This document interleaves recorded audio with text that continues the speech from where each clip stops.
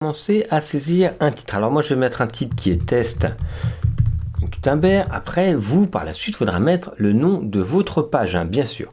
Alors qu'est-ce qu'on va avoir? On va retrouver donc la possibilité de mettre un titre, c'est le titre de sa page.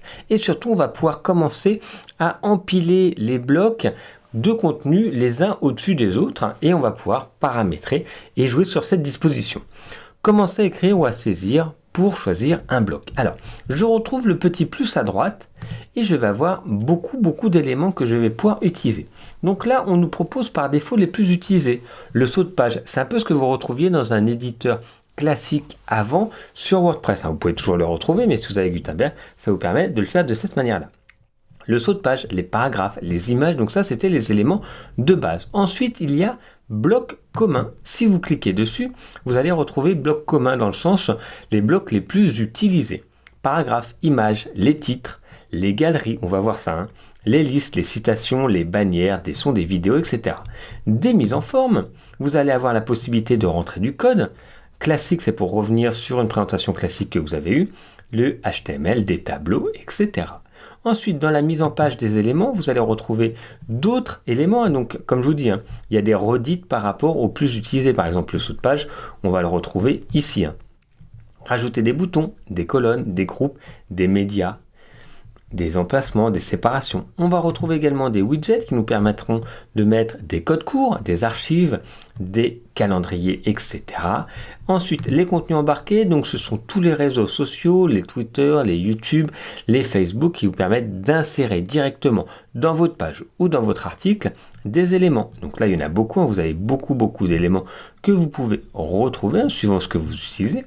Et ici, c'est WooCommerce. Donc moi, j'ai le plugin WooCommerce qu'on verra ensemble, mais vous pouvez directement insérer des produits ou autres éléments grâce à tout ça. Donc voilà pour créer un bloc. On va pouvoir tout simplement commencer à générer un bloc.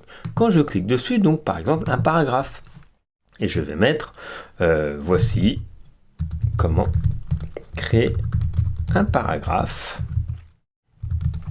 avec Gutenberg. Je peux sauter à la ligne et vous voyez quand je saute à la ligne, c'est ça la particularité. Quand on fait dans le web, il y a un espace, pourtant il n'y a rien. Si vous voulez que ça soit collé, parce que là si j'écris, hop, j'écris la suite, vous voyez il y a cet espace là. Et donc ça c'est assez embêtant. L'inconvénient, alors je vais juste le copier pour pas le retaper. Je retourne au début et si vous voulez vraiment que ça soit collé comme un texte plus classique que vous avez l'habitude de voir, l'astuce c'est appuyer sur Shift et Entrée. Et là, vous voyez, on arrive directement ici. Si j'appuie sur copier, ça me copie le texte et c'est l'élément que je vais continuer à faire. J'écris la suite pour vous montrer. Ok. Si j'appuie sur Entrée, voici la suite sur un autre bloc.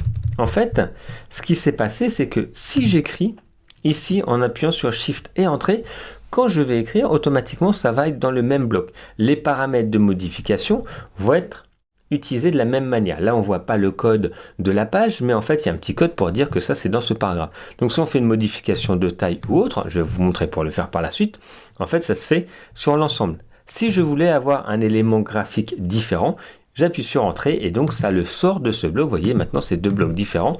L'inconvénient, c'est qu'il y a un espace qui est séparé. Donc c'est vraiment comme un autre paragraphe que vous avez. Voilà la première possibilité pour écrire du texte. Vous pouvez également faire un copier-coller tout simplement d'un site que vous avez, du texte que vous avez écrit sur Word ou autre, pour l'insérer ici. Vous copiez la destination, donc ce que vous avez au départ, et vous le copiez juste ici. Donc voilà pour écrire du texte simplement. Donc allez-y, écrivez le titre, écrivez un bloc ou deux, et on va voir pour modifier tous ces éléments-là au fur et à mesure.